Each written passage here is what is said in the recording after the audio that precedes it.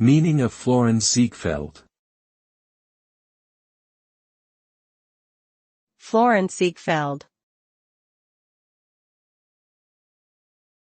Florenz Ziegfeld. Florenz Ziegfeld.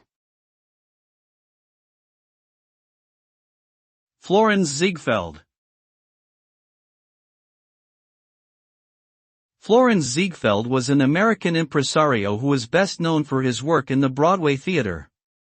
He produced a series of extravagant theatrical revues, which featured a combination of music, dance, and comedy, and became known as the Ziegfeld Follies.